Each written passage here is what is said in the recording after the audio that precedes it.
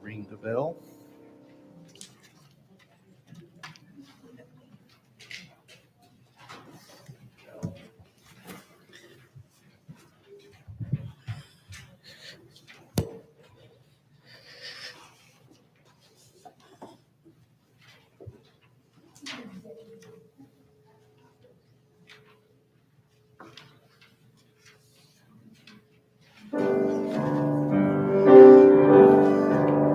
Whoever you are, we welcome you.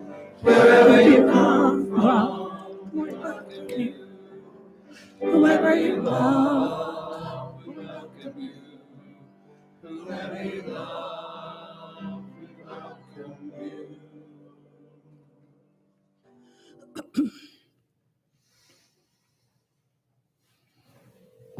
Pam.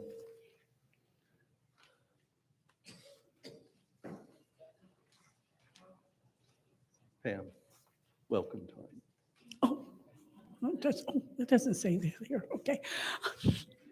Hi, I'm Pam Summons, and I guess I'm kind of new at this. So I'd like to welcome you all. If you're visitors, welcome for the first time.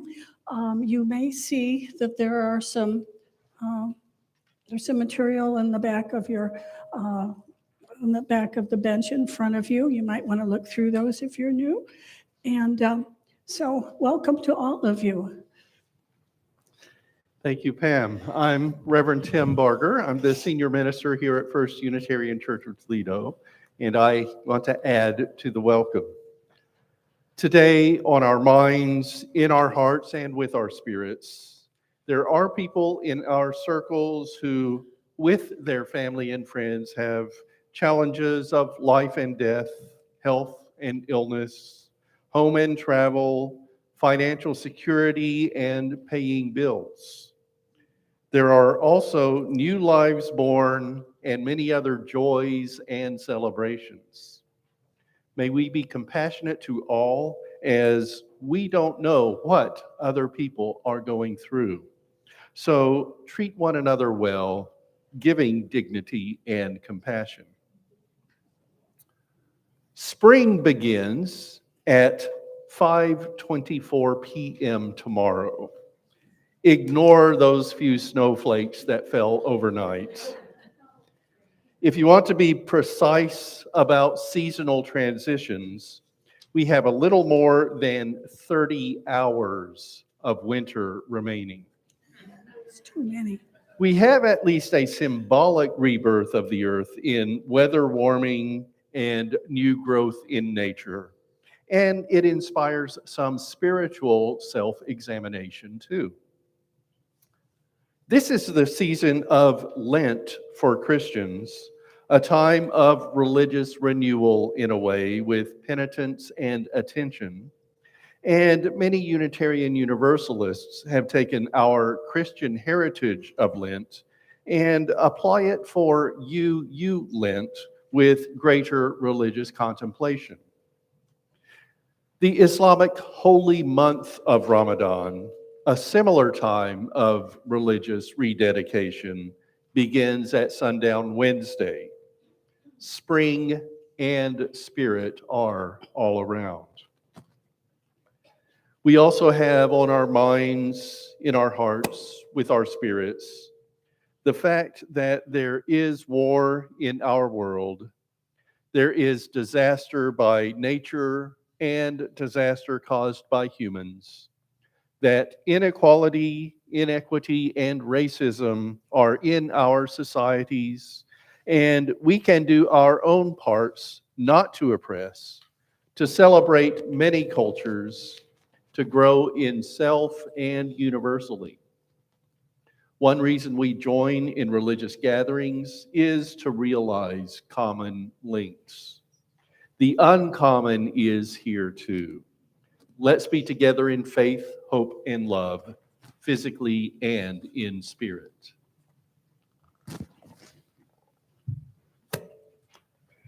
Spirit of life, be present with us in this hour. Join us today as we gather in a wonder search for truth and purpose. In this quest, may we greet one another with open hearts and minds. May we inspire each other to consider new questions and seek deeper meaning. May we cultivate wisdom and compassion. Let us all who enter this sanctuary see a welcome face, hear a kind word, find comfort in this community. And may all that is done and said here today be in service to love and justice. And as Pam lights our chalice, I have these words by Kate McPhee. Around us, light is returning. It rekindles the spirit of life in the skeletons of trees.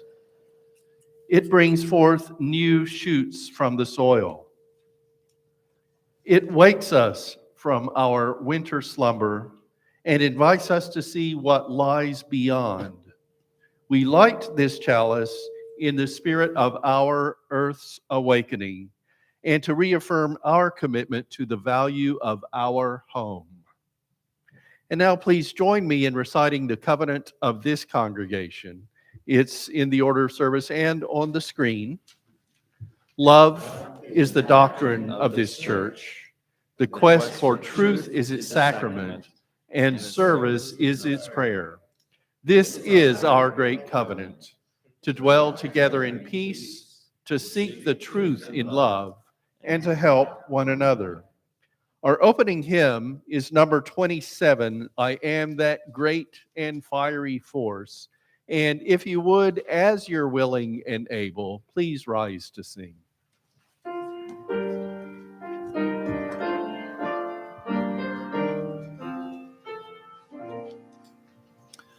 I am that great and fiery force, sparkling in everything that lives, in shining on the river's course, in green grass and glory gives.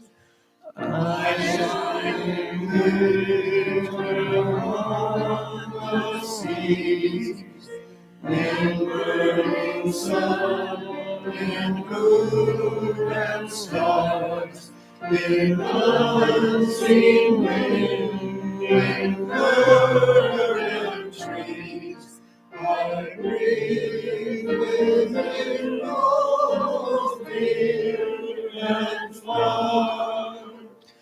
And when I breathe, there is no death, and meadows glow with beauty's pride. I am in all the Spirit's breath, no longer alone, I am alive.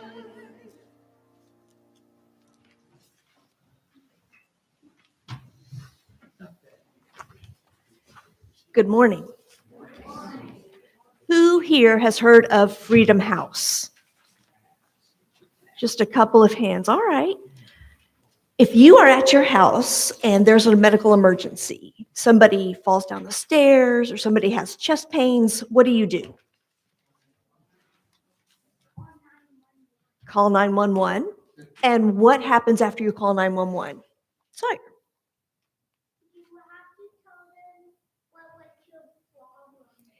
You have to tell them what the emergency is, yes. And then what happens at your house? Then the ambulance comes. I love the system that we have today. So who is in that ambulance that comes to your house?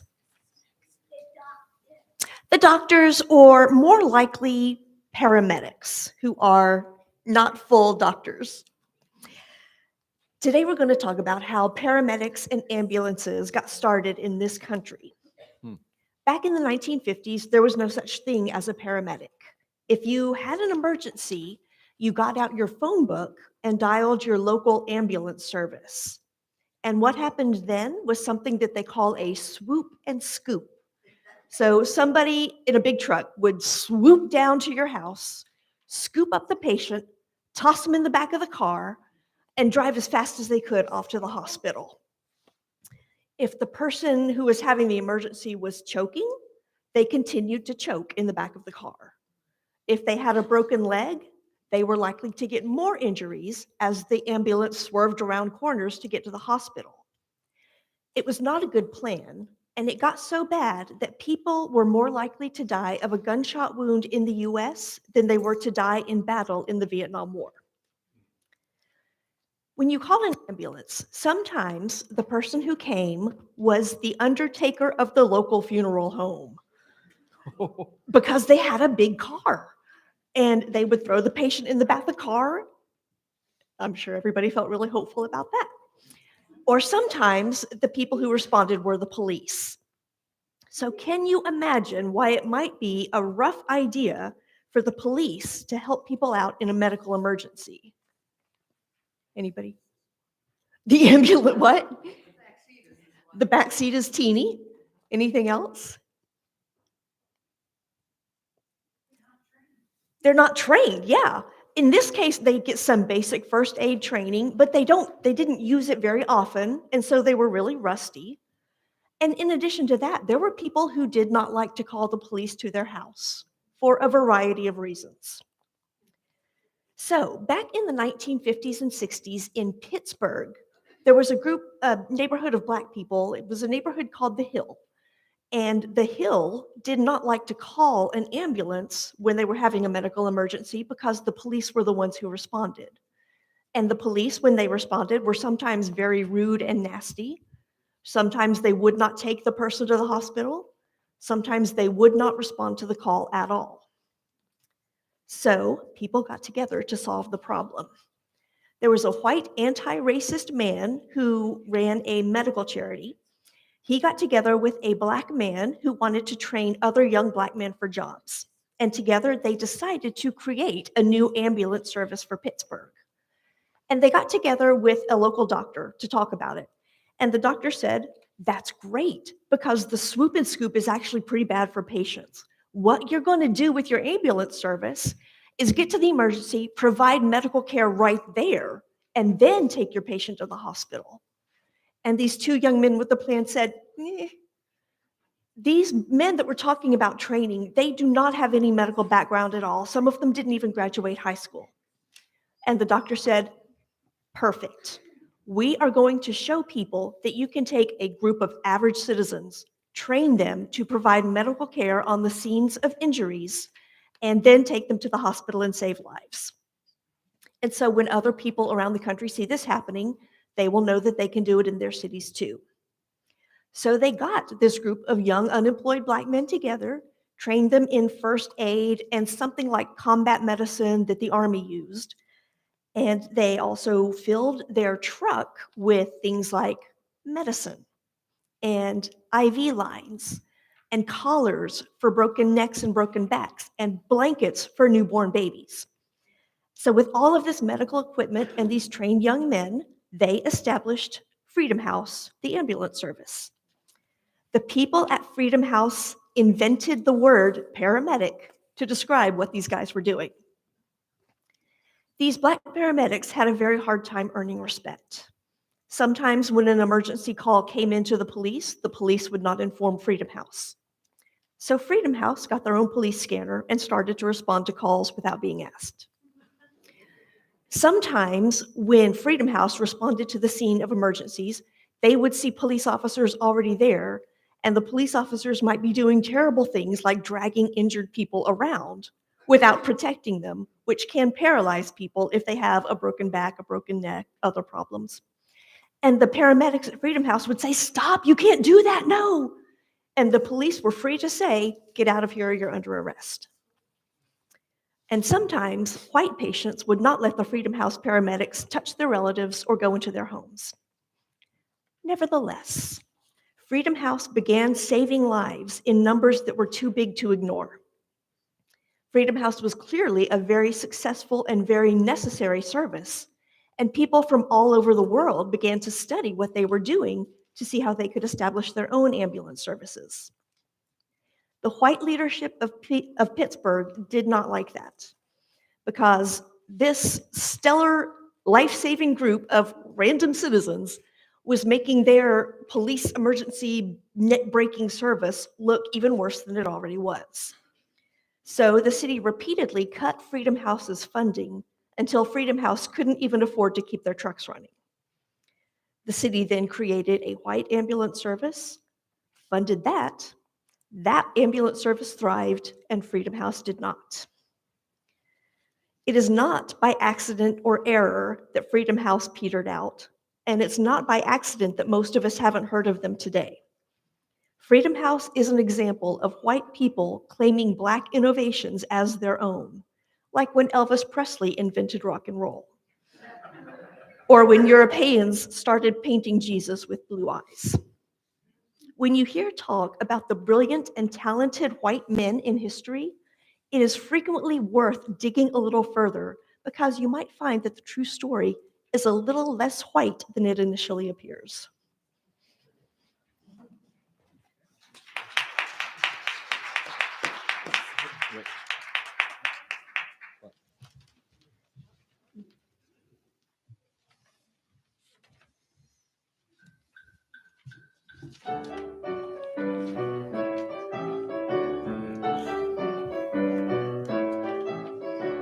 We come from the fire, living in the fire. Go back to the fire, turn the world around. We come from the water, living in the water. Go back to the water, turn the world around.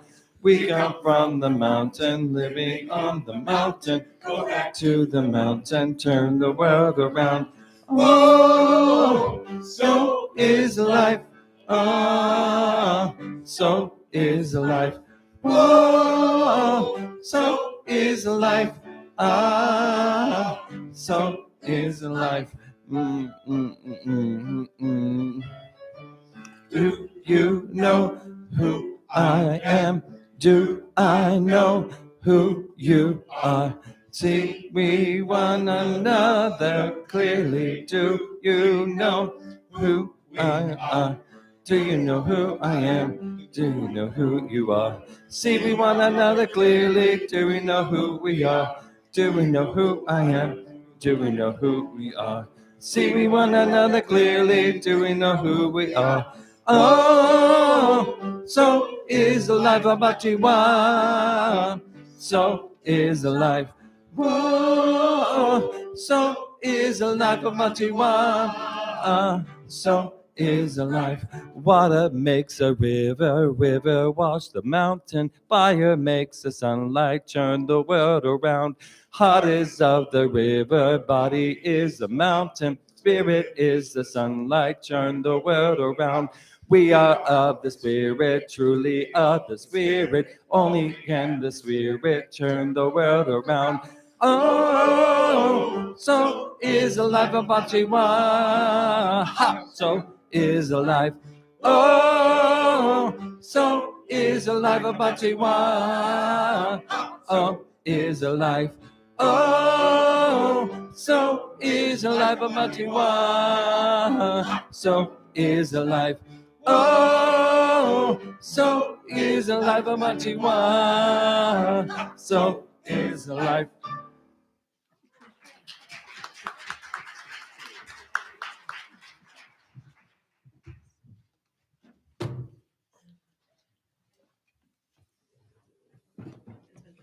Our music director is good. He got our choir to do a wonderful song. Thank you all.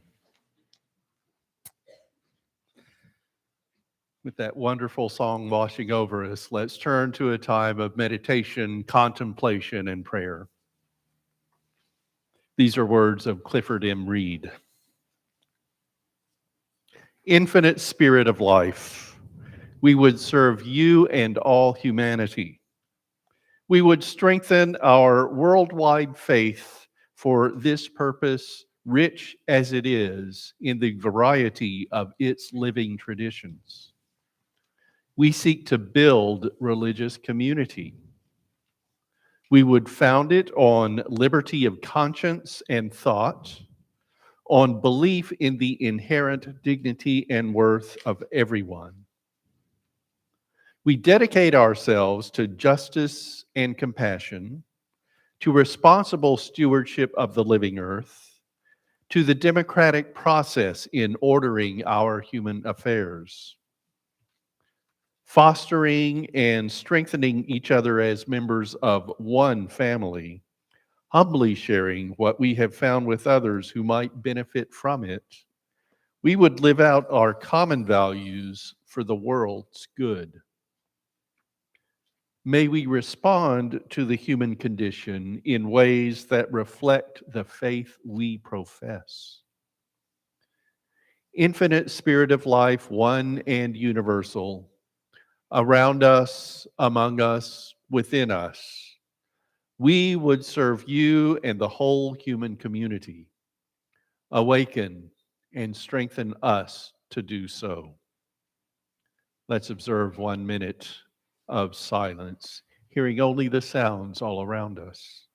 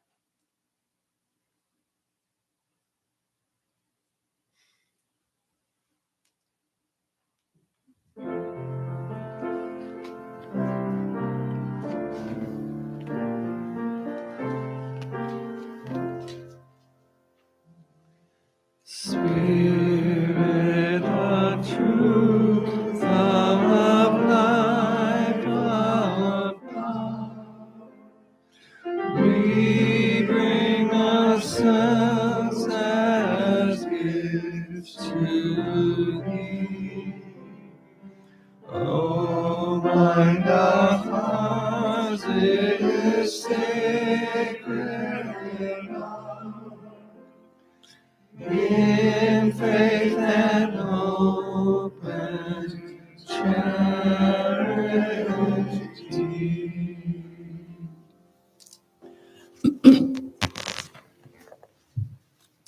Our readings during this Lenten series on spiritual musical. Our musical this morning, Jeffrey will sing Spirit of Life, which for several years we have sung almost every Sunday as our reflection hymn.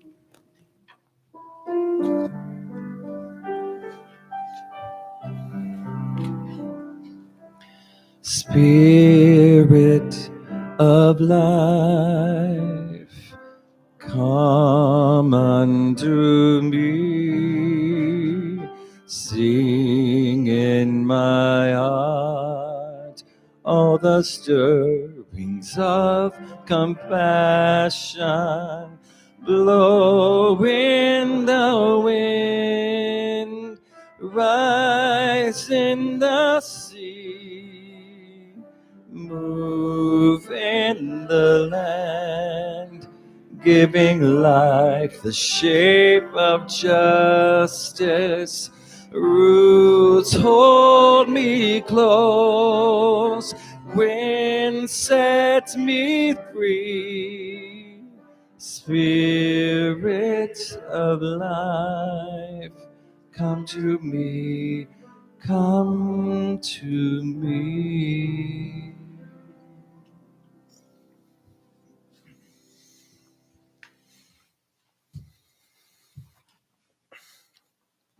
On this Lenten theme of spirit, this week, let's take a side trip before we get to the end of our journey next week on Unitarian Universalist spirit. This week, the title is Spirit of Life, and our side trip is my speaking about the song rather than just trying to identify what Spirit of Life is. The way we've already looked at Spirit of Truth, Spirit of Unity, and Spirit of Love. I expect you're very familiar with hymn 123, Spirit of Life, the song by Carolyn McDade that was sung for our reading before the sermon, and which for a long time we've sung almost every Sunday as our reflection hymn. Some people love the song and always want it in our order of worship, and others feel that it's getting a bit worn. We'll continue to sing it here at First Unitarian as a reflection hymn after our time of meditation, contemplation, and prayer, but we won't have it every Sunday. Jeffrey Maxey, our music director, and I, with some consultation of others, will develop a rotation of reflection hymns that might include the tunes you've heard during these Unitarian Universalist Lent-angled talks. Verses from our former minister Wally Argo's Spirit of Truth and former minister Horace Westwood's Spirit of Truth, of Life, of Power. And perhaps a couple more short songs, whether the lyrics contain the word spirit or not. That would be appropriate for ending a congregational time of inward focus and silence. We've used Spirit of Life regularly because in some way it both speaks to us Unitarian Universalists and defines our liberal faith. As part of a liberal religious tradition, roots hold me close, and as seekers, wings set me free. It includes our religion's attention to social matters, for the Spirit of Life to move in the hand, giving life the shape of justice. And it wants compassion to be in our hearts. In 2007, our UU World denominational magazine published a feature story on Spirit of Life and Carolyn McDade. Kimberly French wrote, In 6 short lines, Spirit of Life touches so much that is central to our faith: compassion, justice, community, freedom, reverence for nature, and the mystery of life. It finds the common ground held by humanists and theists, pagans and Christians, Buddhists and Jews, gay and straight among us. It's kind of multi-faith, isn't it? The way we in Toledo express our Unitarian Universalism. We use Spirit of Life so much here in Toledo because it really has become the Unitarian Universalist hymn. It blows in the wind for us, rises in the sea. 18 years ago, the Unitarian Universalist Association Committee on Appraisal issued Engaging Our Theological Diversity, a report that included responses to a survey. On pages 100 to 101, the report stated, if the use of a hymn as a children's recessional is eliminated, Spirit of Life is by far the most commonly sung UU song. 62 congregations reported that this song, as written or with some adaptation, is used regularly in their services. No other song was reported as regularly used by more than 6 congregations. At the moment, it's only published in the hymnals of 2 other denominations besides ours, the Mennonite Church USA in Canada and the United Church of Canada. And both of those use the harmonization of Unitarian Universalist Grace Lewis McLaren. And something not too uncommon to Unitarian Universalism, the author of those guiding words, the songwriter, does not herself claim to be Unitarian Universalist. She called herself a feminist and activist in that UU World article, and she said, when someone asks, where am I being spiritually formed and where am I participating in spiritual formation with others, it's not ever been connected with churches. My community is a loose community of women. I call myself a woman of faith seeking with others to touch what matters. However, in our hymnal, she does get the chalice symbol by her name as a Unitarian Universalist. Kind of a once Unitarian Universalist, still UU credit maybe, for she first attended a Unitarian Universalist church in the same place I did, First Unitarian Universalist Church of Austin, Texas. But it was the early 1960s for her, 1989 for me. She and her then husband joined the Arlington Street Church in Boston after they moved there. So she has Unitarian Universalist history. But as she put it on her website, carolynmcdademusic.com, I now name myself simply a woman of faith seeking with others to touch what matters. My passion, freeing women's generative energies to act as social, planetary, cosmic beings on behalf of ourselves, one another, and the well-being of the whole. My ardent desire is that as a movement, we nurture the myriad ways of creative expression as paths to deepen human consciousness, to envision a society worthy of this blessed creation, to act in ways that are transformative. Carolyn McDade was born in Louisiana and grew up Southern Baptist, but later moved to New England, and at the time of that 2007 article, she lived in Cape Cod, Massachusetts. This year, she turns 88. McDade's Spirit of Life was written as a personal prayer. she said. So it's appropriate for us to use it after our time of meditation, contemplation, and prayer. Her story of the writing is that she had attended a meeting for Central American Solidarity in the early 1980s. And from the UU World article, she said, I was tired, not with my community, but with the world. When she got home, she said, I walked through my house in the dark, found my piano, and that was my prayer. May I not drop out. It was not written, but prayed. I knew more than anything that I wanted to continue in faith with the movement. That was Spirit of Life come unto me. She had resisted it being put in the Unitarian Universalist hymnal, Singing the Living Tradition. I thought of it as a living prayer, not a hymn, she said, but she finally gave her permission.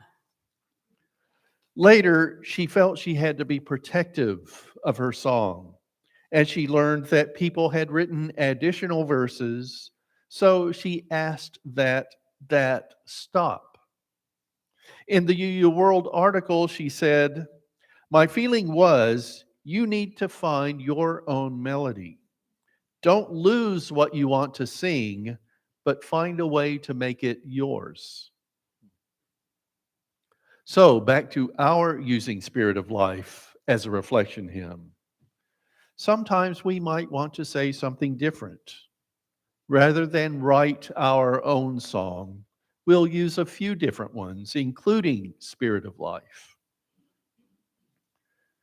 Now, having been through that, with those beautiful lyrics running through my mind, I'm not ready to get us back to the main road today and use my own words to talk about what Spirit of Life is.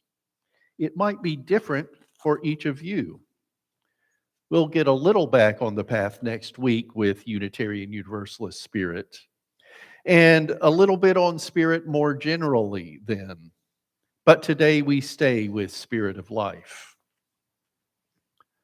Yesterday, I served as a moderator at the Northwest Ohio Teen Book Festival, leading a discussion with some authors on putting faith in your writing. Setting aside my sermon writing for a time to do that community work, in my silliness at the end of the session, I asked the writers if they could tell me what is the Spirit of Life. Deba Zargapur, the author of House of Yesterday, said, I think that's so hard to boil down. There's so many directions you could go with that. For me, the Spirit of Life is family, the connection to people that love you. And I think life without my family wouldn't mean anything. Very simple answer. Wendy Fadan, the author of Somewhere in Between, said, it's personal. It's different for everyone. What is your Spirit of Life? What's important to you? And it's your journey. Thanks for being on this journey of spirit with me. And I encourage you, be spiritual yourself. May your Spirit of Life come unto you. So be it.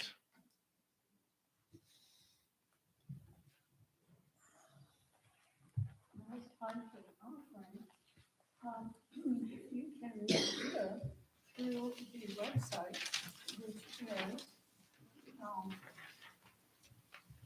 giveuutoledo.org, and you can mail donations ways, and we have a basket in the lobby for your contributions. So there are several ways for you to be able to contribute to our mission. And as our offertory, we have a congregational sing, number 128, For All That Is Our Life.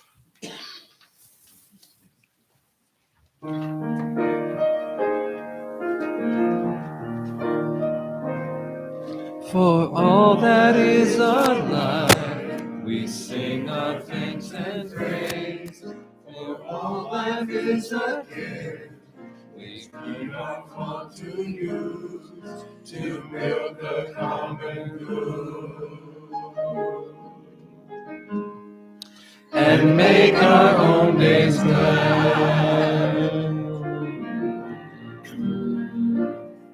For all the others serve, for services we give, for work and its reward, for hours of rest and love, we come with praise and thanks. For all that is our life,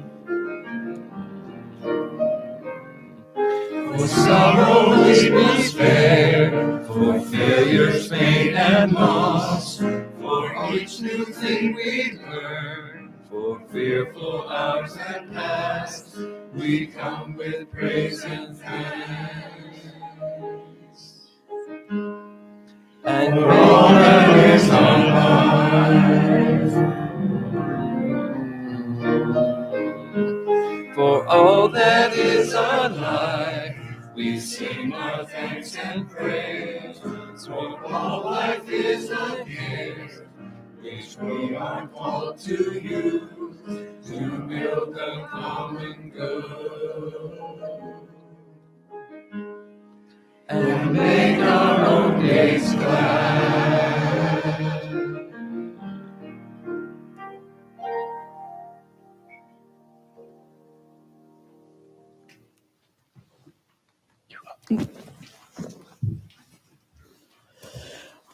It's coming soon as a portion of our weekly service today.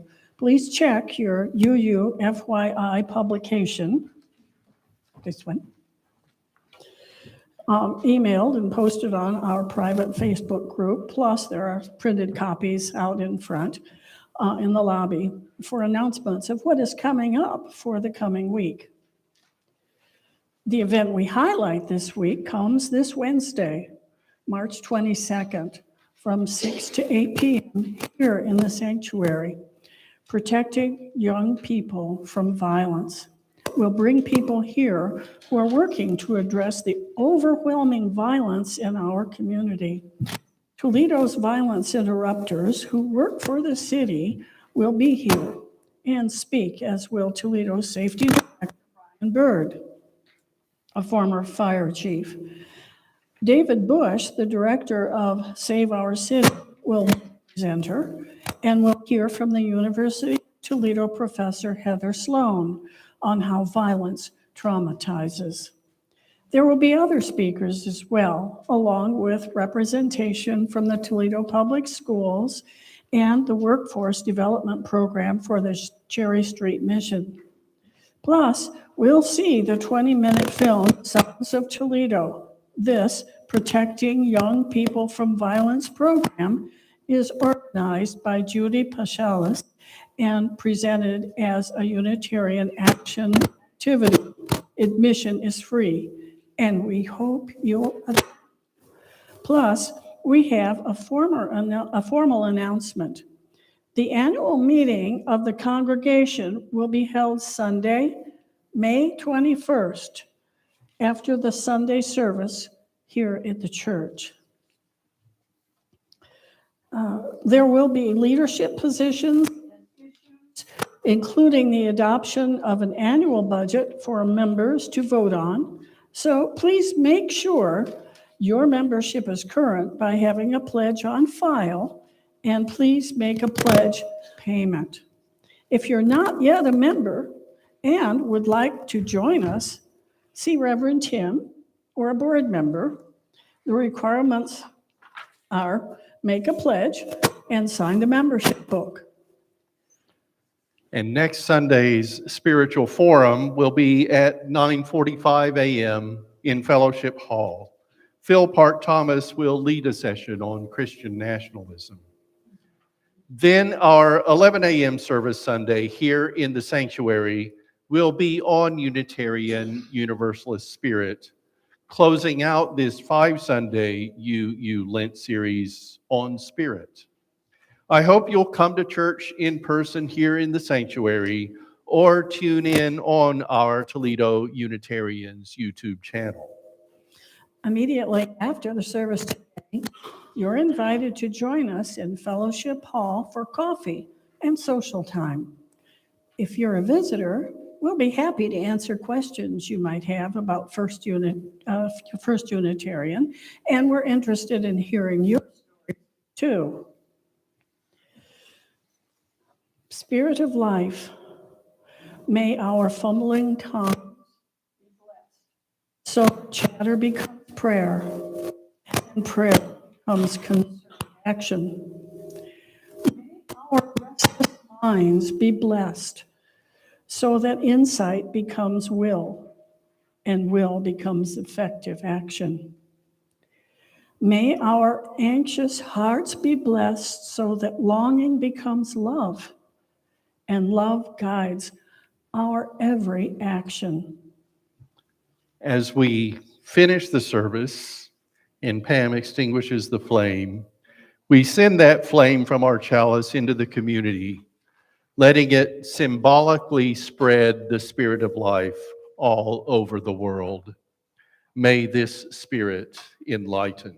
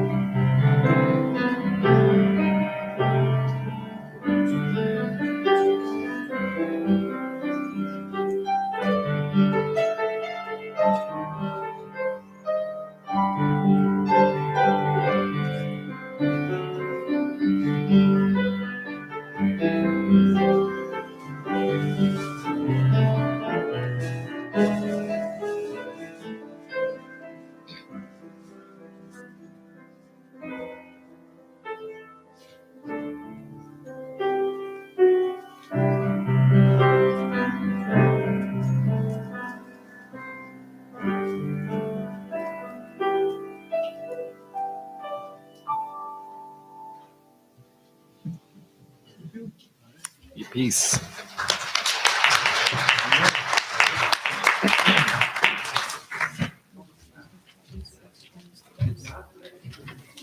You too. Yeah, great. That's all. Now we're ready for the second.